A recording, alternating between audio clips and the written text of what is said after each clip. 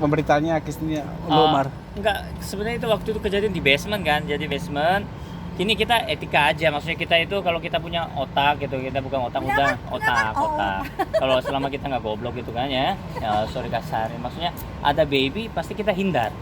Nggak mungkin kita tiup sengaja sambil ketawa kan, nggak mungkin. Kayaknya teman-teman media sini kan tahu etika, jadi tadi sampai nggak mau tiup asap ya, makasih ya Pak ya. Cuma pas itu kebetulan biasanya kan saya turunin stroller, saya gendong baby taruh stroller baru kita jalan, cuman lagi buru-buru lagi antar audisi Chloe, jadi aku minta mereka turun dulu. Pas saya putar mau matiin, kok di depan mobil itu penuh asap banget gitu. Sedangkan basement itu kalau kita jalan sambil tiup itu kan pasti ikut asapnya. Kok di depan mobil saya doang putihnya itu putih banget, sampai ya babynya itu agak goyang-goyang gitu. Saya bilang kenapa itu, saya lirik ada dua mas-mas itu sambil jalan ketawa-ketawa. Terus saya panggil lah, saya bilang, kamu tahu kenapa saya panggil? Ya kenapa ya? Kenapa? Panggilnya gimana? Ya nggak mungkin saya ngomong di sini. Iya. Masa ngomongnya anjing lu sini, nggak mungkin aku begitu.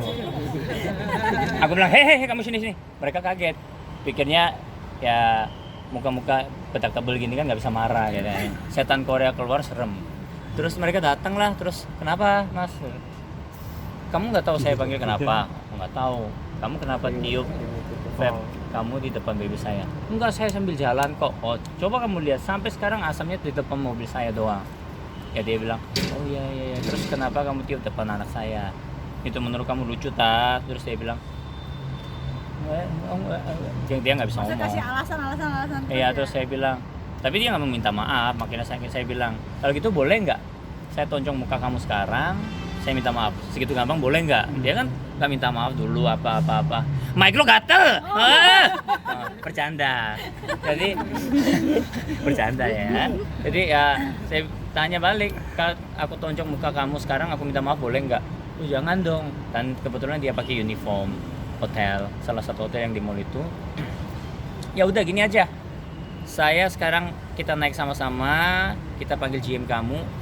Kira-kira GM kamu apain ke kamu kalian, kita lihat sama-sama. Jangan dong. Ya untungnya waktu itu Muasi ada di samping, dia bilang udah stop.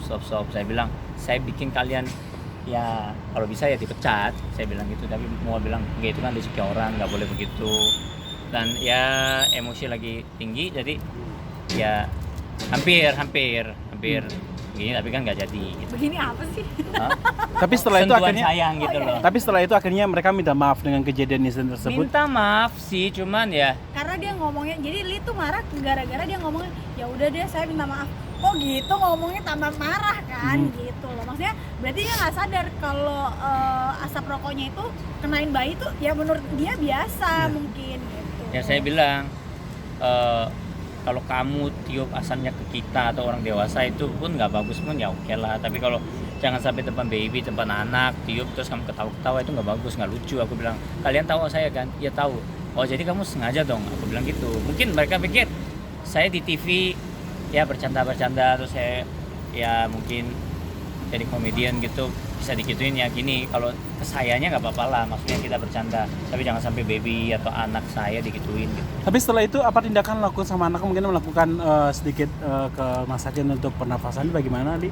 Oh kalau kimura sih kulitnya yang sensitif. Saya nggak tahu, memang kimura itu ada beberapa alergi ya, kayak makanan juga ada, tapi kulitnya memang merah-merah kayak bukan melepuh ya, apa ya? Kayak beruntus apa sih? Tapi ya kayak gitu. Nggak separah kayak Bunda Santi, tapi ada sedikit sebelah kiri.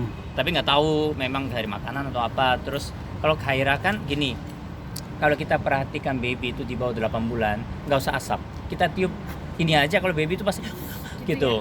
Ya pas kejadian itu Khaira begitu. Ya, tapi kan nggak mungkin kita tanya ke dokter. Maksudnya kalaupun asap itu kan nggak langsung immediately langsung itu. Ya kita nggak usah lebay juga lah, maksudnya sekali kena asap nggak mungkin baby, memang dia nggak sakit paru-paru, nggak mungkin sakit langsung, nggak apa-apa. Tapi kalau bisa jangan dong ngapain gitu aja sih sebenarnya. Tapi kemarin kita kebetulan kan mau memang suntik imunisasi juga sebentar lagi, jadi sekalian mau dicek. Soal protektifnya seorang Li, apakah juga Mua pernah kena omel dan jadi soal anak? Bapak bikin maksudnya tanya suka berantem gitu ya? Ya.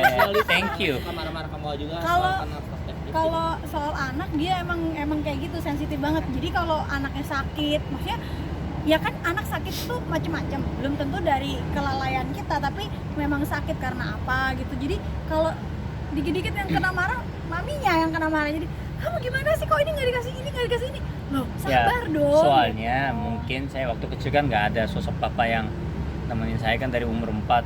Papa kan udah kerja di Indonesia, saya sama mama doang gitu maksudnya. Jadi Ya. kalau ke anak-anak dia lebih parno Protektif sih. lah ya. Halo. Halo. Mau kantor polisi. Oh, kalau ke kantor polisi enggak lah. Tidak usah lebay lah. Enggak usah lah. Oh ini polisi atau dia? Halo gitu. Oke, lanjut. Jadi gimana soal Masa lagi interview terus ditelepon laporin balik polisi, jangan. Jadi kalau protektif sama anak sih dia protektif banget ya, apalagi kalau masalah pelajaran, masalah kesehatan. Justru yang kalau misalkan kayak Zoe atau si Chloe kan dia suka sakit mah tuh, karena kan suka males makan terus telat. Makan tuh sepengen makan baru makan gitu. Terus dia yang repot cari obat.